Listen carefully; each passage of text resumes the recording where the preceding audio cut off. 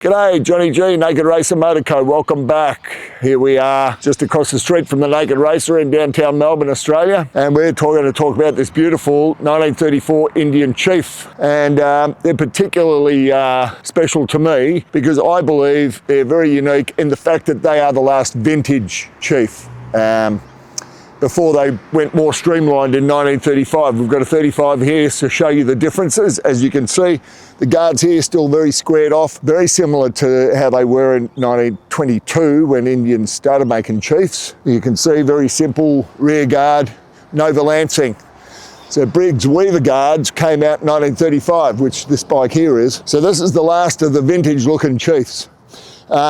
In 33, they went to a recirculating oil pump, so it returned the oil from the sump back up. And in 34, obviously they had the same thing. They were still trying to get it right. It wasn't properly fixed until they got here to 1935. But there's fixes for it. You know, they're just a bit fussy about how you set all your returns and stuff. But nevertheless, it was a great improvement for the time. And as you can see, this bike here is just so beautiful to look at. It's just got all the hallmarks of a beautiful American bike from the period. They've got fantastic rims, 18-inch with the Coca tyres. This one here, the frame and the forks and everything has been painted the same colour as the bike, which was pretty rare, but it was done in the day. And you can see these have these beautiful cast iron cylinder heads and the standard Indian footboards. They're rigid rear, leaf spring front.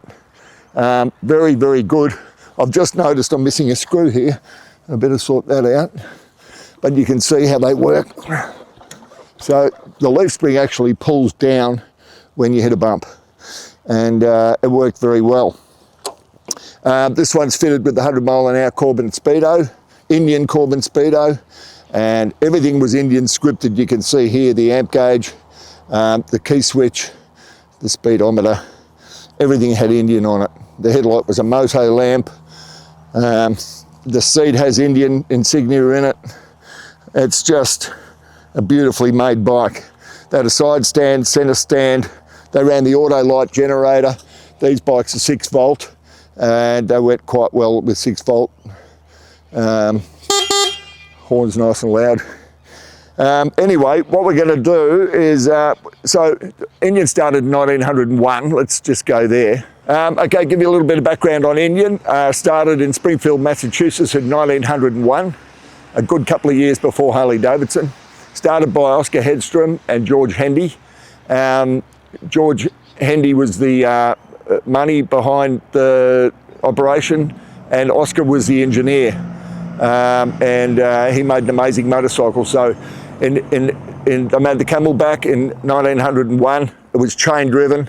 It was a complete success straight away. All other bikes were belt drive and they were very unreliable. This bike was fully reliable and they just took off and their company grew to enormous size very quickly.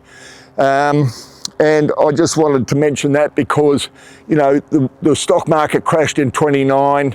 3 in 4 people were out of work in America.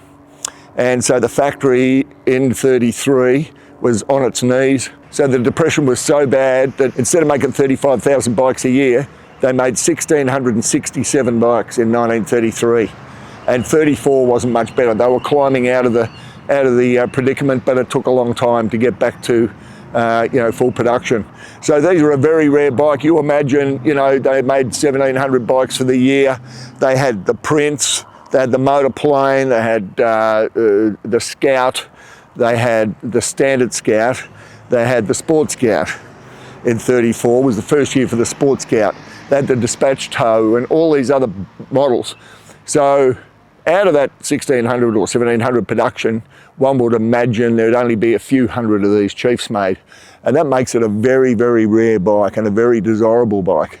And, you know, like I say, with that vintage styling, you know, where do you get it? Naked Racer Motor Co. Anyway, listen, we're going to take it out for a burn and we'll talk a bit more about it while we're riding it. And we'll see you out on the road.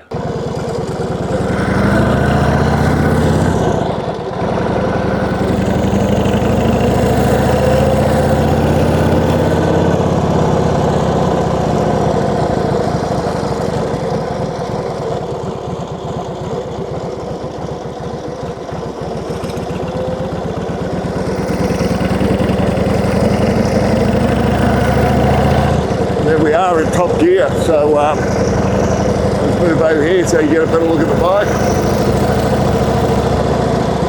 It zooms along, beautiful, very smooth. Steering's just impeccable.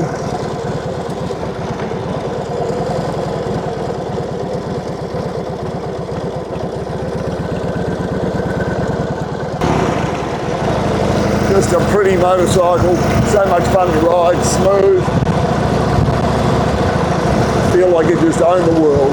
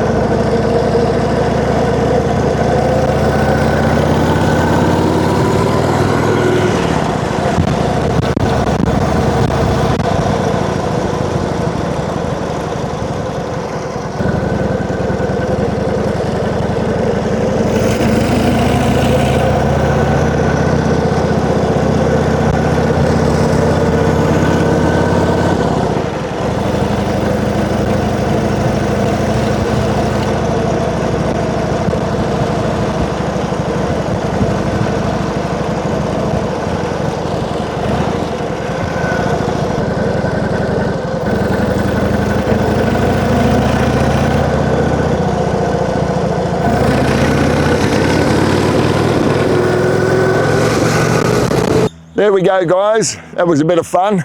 I reckon I fit right on that. Anyway, thanks for watching, guys. Remember to like, follow and share. Hit that subscribe button and we will see you in the next video.